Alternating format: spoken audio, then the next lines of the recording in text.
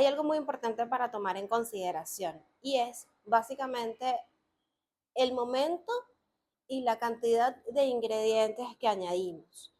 En el caso de las masas y en caso de masas, por ejemplo, intervenidas, necesitamos hacer una buena integración de los ingredientes para que la masa pueda tener su tiempo, para que los azúcares empiecen a actuar, para que la masa empiece a hidratarse. Entonces es muy importante tomar en consideración los momentos en los que añadimos los ingredientes. Y por otro lado, algo que me parece muy interesante es cuando se trata de, por ejemplo, los gramos, el medir, el pesar, es sumamente importante poder tener claro que no puedo añadir demasiada cantidad de ingredientes sin importarme, porque de eso va a depender el resultado final de la preparación.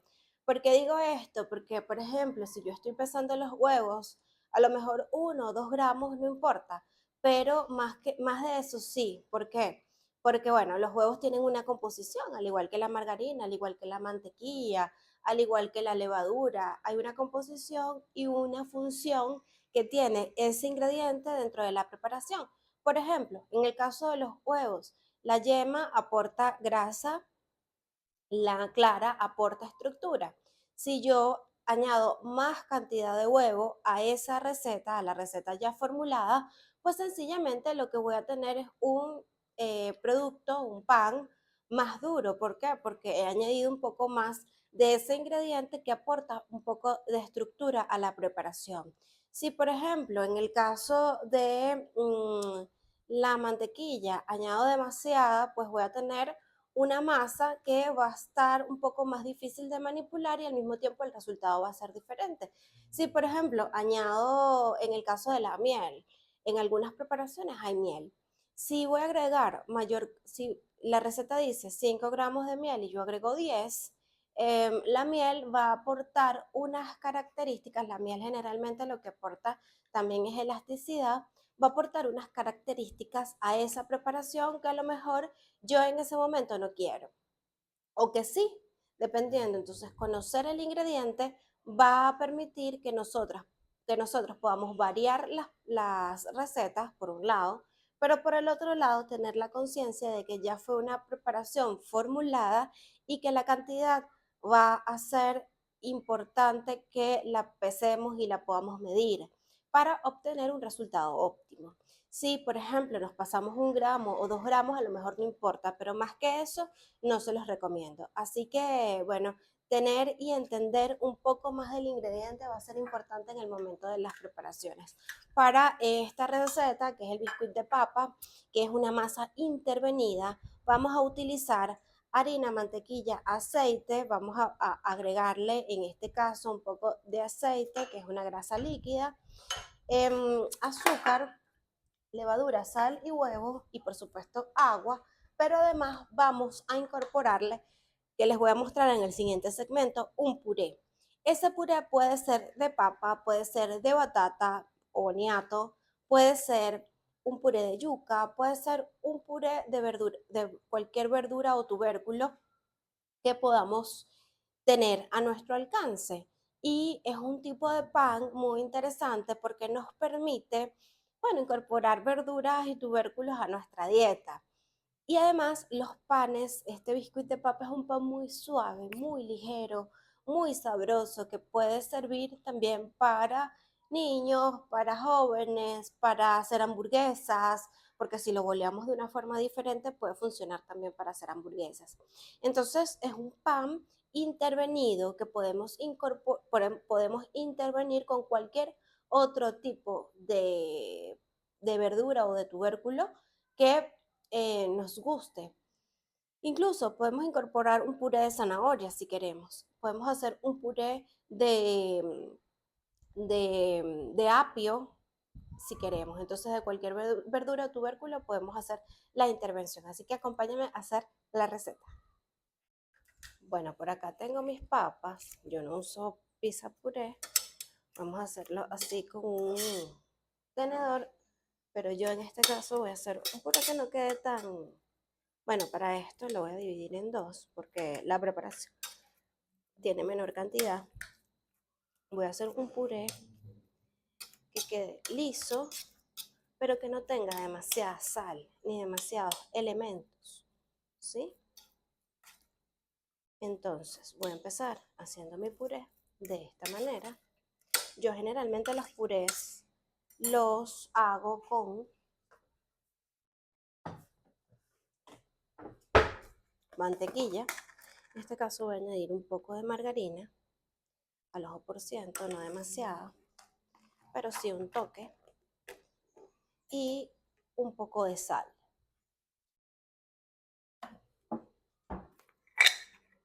Un toque de sal, no demasiado, porque recuerden que la receta y ya la margarina tienen sal. No voy a incorporar pimienta tampoco, pero una de las cosas que hago con los purés es que los bato con batidora y quedan deliciosos. Ese es un tip que le doy.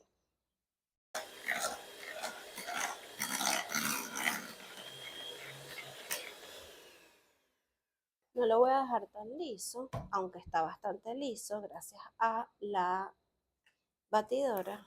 Voy a separar la cantidad que vamos a usar.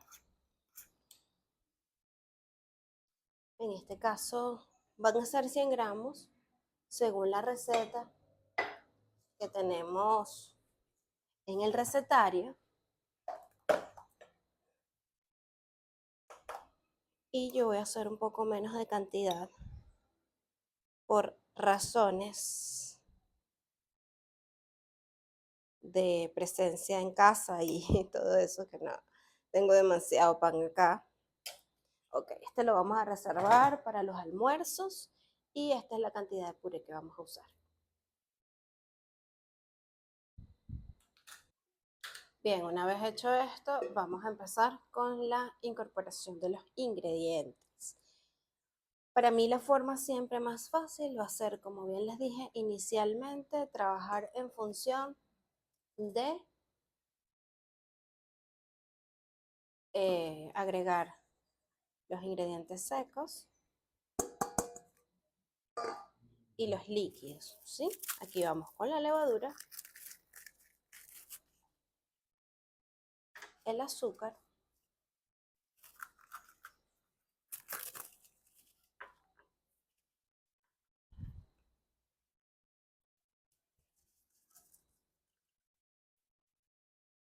por supuesto la harina, eso se lo agregamos a la harina, ¿sí? Y los líquidos, que por acá está el agua.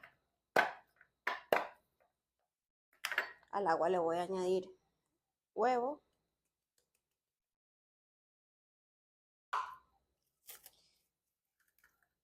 las siguientes recetas van a ser un poco más fáciles porque aquí les estoy mostrando cómo incorporar los ingredientes y ya ustedes más adelante pues van a poder tener claridad sobre esta incorporación de ingredientes. Fíjense algo, aquí están los líquidos, aquí están los secos, acá está el puré lo vamos a usar después, así que lo voy a reservar acá. La mantequilla la vamos a agregar al momento de incorporar los ingredientes después de incorporar los líquidos, y la sal también la vamos a reservar para más adelante, especialmente cuando ya se haya desarrollado la red de gluten como vimos en la receta de canilla. Bien, acá voy a agregar los líquidos. Esta forma de integrar los ingredientes es muy práctica, sobre todo para hacer panadería en casa. Aquí están mis líquidos integrándose, ¿verdad? Voy a agregar la mantequilla en trocitos. Esto es margarina, discúlpenme que dije mantequilla. Aquí mismo dentro del bol voy a empezar a introducir mis manos.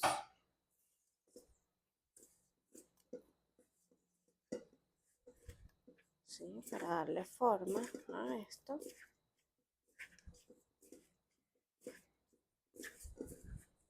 Y después lo que hago, después de incorporar todos los ingredientes, lo que puedo hacer es seguir integrando en la mesa.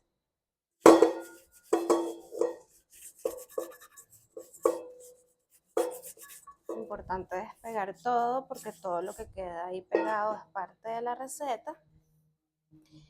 Y aquí vamos a empezar con el amasado. Estoy reservando la sal y por supuesto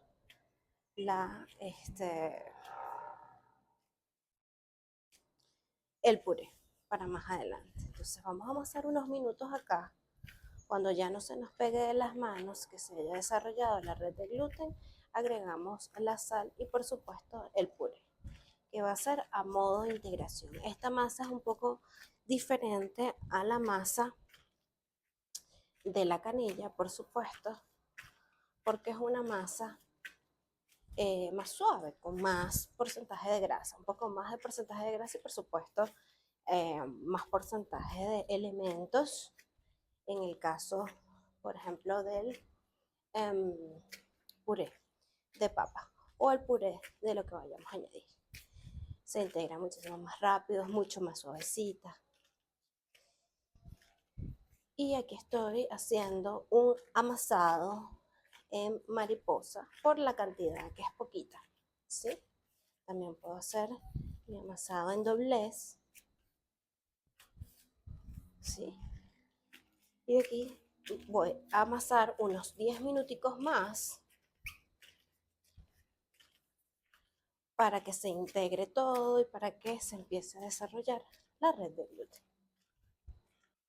Una vez nuestra masa así de lisa y de suave, después del tiempo de amasado, a ver, el amasado no necesariamente lo tienen que hacer con guantes. Yo me pongo guantes porque tengo esmalte en las uñas, pero si no, estuviera amasando normalmente, esto por un tema de higiene, ¿no?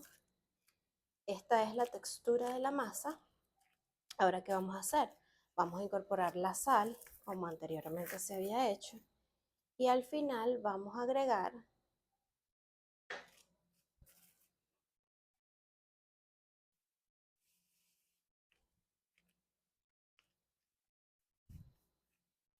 el puré. Al final vamos a agregar el puré. Y ya voy a decir cómo, de qué manera se va a incorporar el puré de papas en la preparación, que es la misma manera de incorporar cualquier otro tipo de puré, ¿ok? Lo ideal es que podamos hacer el paso a paso de los ingredientes, ¿ok? Aquí estoy integrando la sal.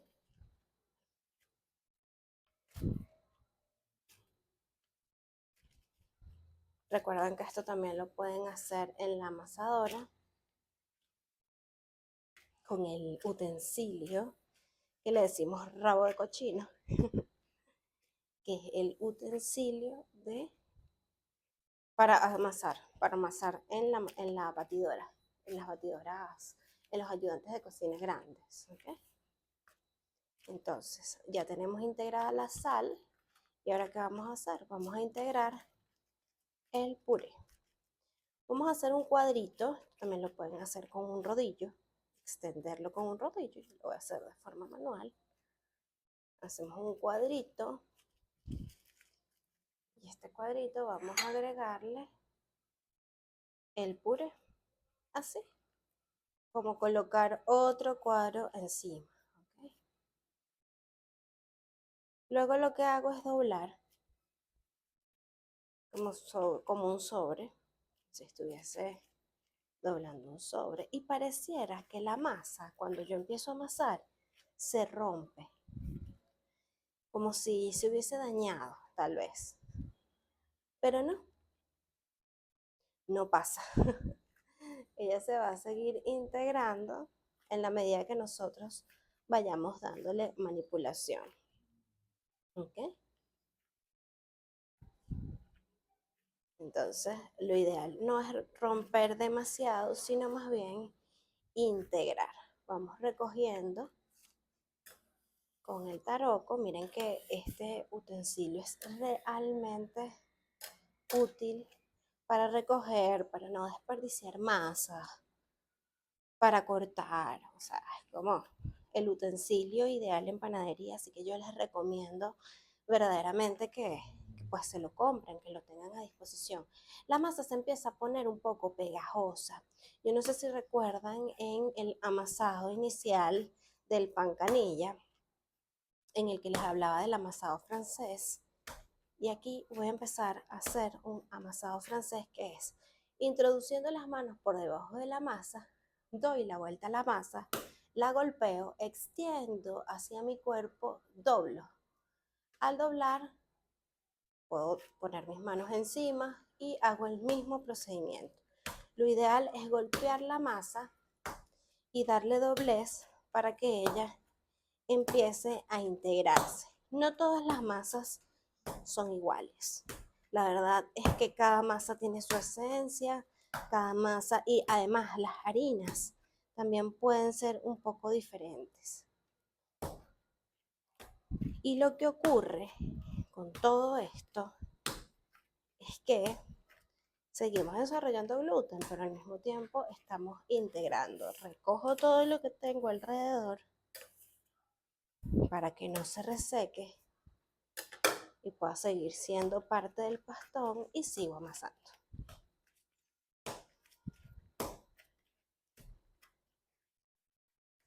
Fíjense que ya ella empieza a tomar una consistencia diferente, empieza a hacerse distinta. Lo ideal es darle, digamos, un amasado con bastante precisión, con bastante fuerza, que se empiece a hidratar la harina, que creo que es uno de los objetivos del amasado, creo, no estoy segura. Y entonces, fíjense que ya aquí empieza a oler a pan. El olor también les va indicando de cuando una masa ya empieza a estar lista. Empiezan a desarrollarse empieza, digamos, a existir un proceso de fermentación en el que los gases empiezan a estar presentes, y al estar presentes los gases, pues sencillamente lo que ocurre es que ellos empiezan como a romperse, y el olor que se presenta es un olor a pan delicioso. Aquí está un poco más elástica, fíjense que lo que queda en la mesa ya es un poco más elástico. Igual, por ser este tipo de masa, de igual manera va a ser bastante pegostosa, ¿no? Porque tiene un componente adicional que es el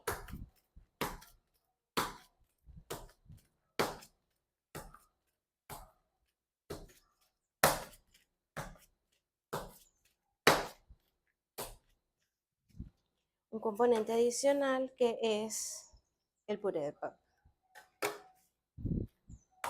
Pero fíjense que ya empieza a ser un poco más elástica, ¿ves?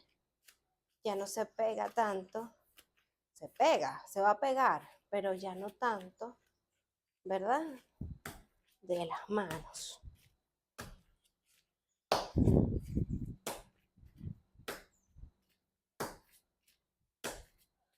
Vamos a amasar unos 5 minutos más. Bajo este estilo, ¿no? Este amasado que es el amasado francés.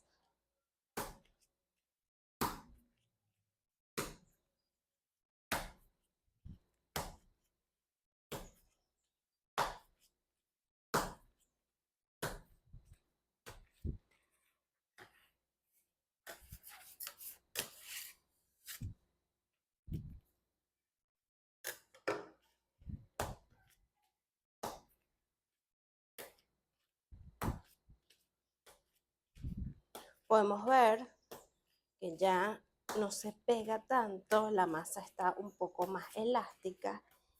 Y entonces la pregunta sería, ¿y hasta cuándo amaso?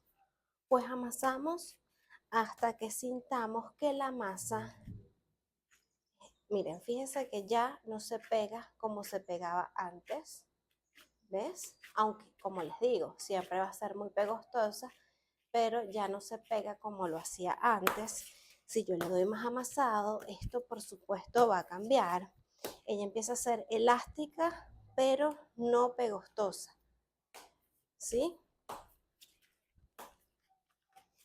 Y después de unos 15 minutos de amasado, ya la masa está lista para bolear y llevar a la primera fermentación, que es uno de los pasos, de los 12 pasos para uno de los 12 pasos del método directo de panificación.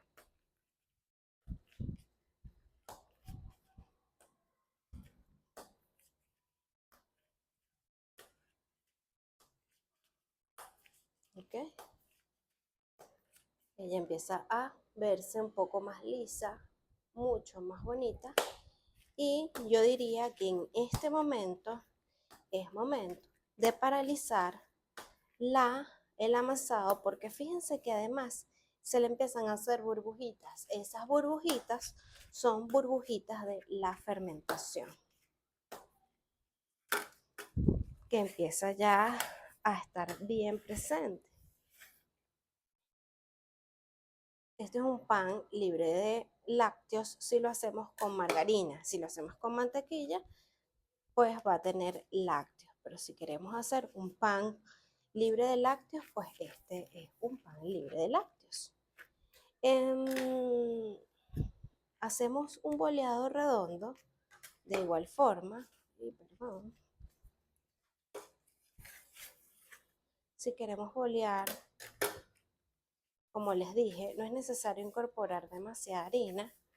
Hacemos un boleado redondo, ¿sí?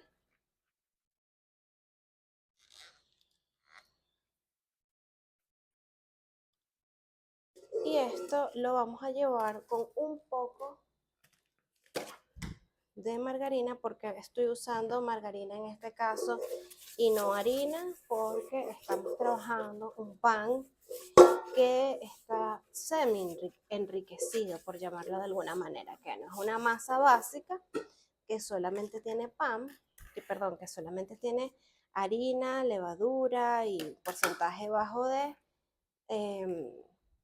y un porcentaje bajo de mantequilla, sino que en este caso tiene un elemento adicional que es el puré de papa. Entonces, vamos a llevarlo a fermentar.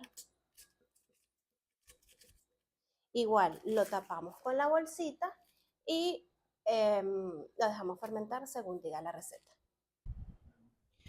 Una vez lista la fermentación inicial, ya está lista, tengo acá de un lado la masa, pero quiero mostrarles entonces lo que vamos a hacer con el molde de cupcakes, en donde vamos a llevar a fermentar los pancitos a la segunda fermentación. Ya la masa está fermentada y pues manipulada, ¿sí? O sea, ya le di la vuelta en medio de la primera fermentación, que fueron 60 minutos, y ahora lo que estamos haciendo es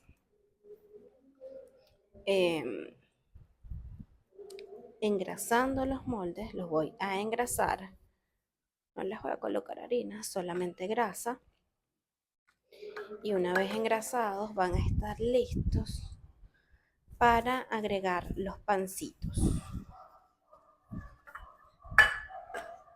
Ok, entonces voy a retirar esto de acá y ahora vamos a ver la masa. La masa ya está lista, duplicó su tamaño, hicimos la prueba de tacto, está lista para el procedimiento de pesado. Vamos a ver cuánto pesa. 288. Vamos a ver cuántos panes. Fíjense que no se pega. O sea, siempre va a estar un poquito pegostosita, pero no se pega tanto de las manos. Vamos a sacar bastones de 48 gramos. ¿sí? Que es el máximo. Voy a poner un poquitito solamente de harina por encima antes de cortar para aislar un poco y que no se pegue tanto.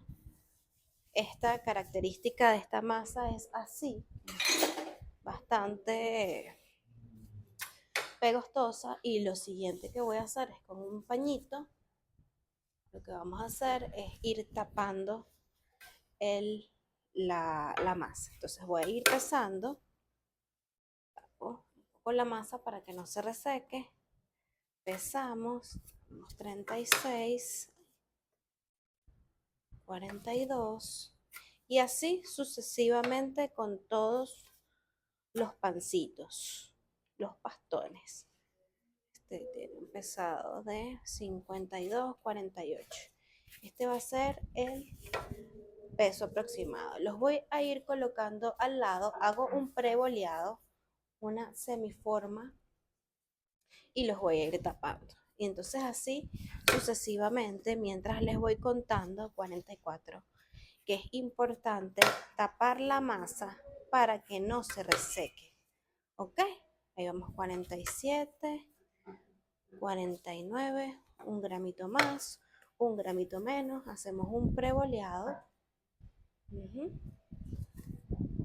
Y ya les voy a contar cómo es el boleado final.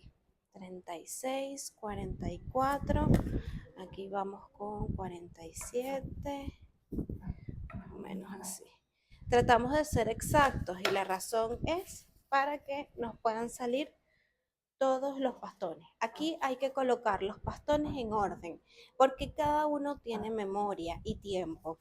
Entonces es importante ir colocándolos en orden. 47, 49, damos 48.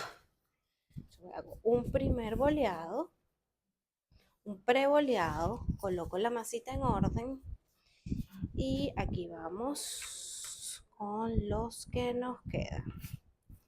36, 45, acá, 47, 48. Se supone que este debería pesar más o menos lo mismo, entre 47 y 48 gramos, pesa 45 por un gramito más, un gramito menos que se fue por allí. Ahora los tengo todos así, en seguidilla, ¿no? Según como fueron saliendo. Limpiamos acá un poco y acá vamos a trabajar la masa, el boleado. ¿Cómo es el boleado? El boleado redondo se realiza con nuestros dos dedos meñique y pulgar, ¿sí? En mesa, con la masa en el centro, ¿sí? Yo voy a agarrar mi masa con los 3 dedos que tengo acá y con los otros dos voy a empezar a bolear. ¿Qué función cumplen estos dos dedos? Ir empujando la masa hacia adentro y hacer bolitas muy bonitas y perfectas. Entonces, vamos con el primero. Coloco un poco de grasa en la mesa, ¿sí? Coloco mi pastón, ¿verdad? Le voy a dar la vuelta y voy a aplanar un poco. Si siento que se pega mucho, agarro un poquito de harina, aplano lo más posible, traigo hacia adentro las puntas de manera de que me quede lo más cerradito posible y la parte de arriba esté lo más lisa posible y le doy la vuelta. Cuando le doy la vuelta, lo que hago con mis dedos meñique y pulgar es llevar la masa hacia adentro. Voy empujando hacia adentro, ¿sí? De esta forma, con el dedo haciendo este movimiento. Y me queda una bolita casi, bueno, digamos que perfecta. Si lo pueden apreciar allí, vamos a ponerlo para acá. Hago mi circunferencia y me queda mi bolita lo más perfecta posible. Lo ideal es que abajo esté lo más cerradito posible, ¿ok? Si no está, lo vamos cerrando y así es como queda. Lo ideal también es que nuestra boleado redondo esté lo más plano hacia arriba posible, ¿sí? Entonces lo ubico en mi molde, voy a mi molde y sigo con el siguiente. Vamos a poner grasa, colocamos la masa hacia abajo, un poquito de harina para ir aplanándola, no demasiado. Entonces juntamos las puntas hacia adentro y lo más que podamos, que quede así como un capullito, le damos la vuelta y al darle la vuelta lo situamos en la mesa y en la mesa vamos a empezar a hacer nuestro boleado redondo con estos dos dedos. ¿Sí?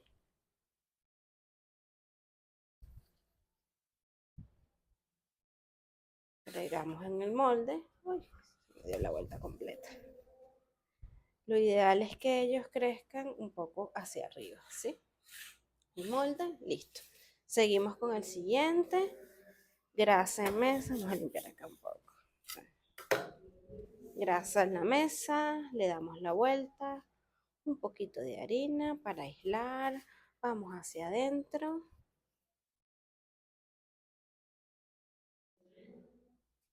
Esta fermentación es también de 1 hora. Entonces, media hora antes precaliento mi horno. Me parece, si no me equivoco, a 200 grados centígrados, 390 y 200 grados centígrados. Y el glaseado lo vamos a hacer justo antes de meter el pan en el horno. El glaseado es con huevo batido para que la tonalidad de la capa superior de la preparación sea tostadita, doradita y muy apetecible. Entonces aquí juntamos acá, listo, y vamos boleando hacia adentro. Vamos acá, de nuevo, seguimos, ya queda poco, ya queda poco. Mesa, mientras más lo mires, más fácil va a ser después para aplicarlo en tu cocina. Vamos hacia adentro. La intención de unir hacia adentro las puntas es que nuestra preparación no se abra.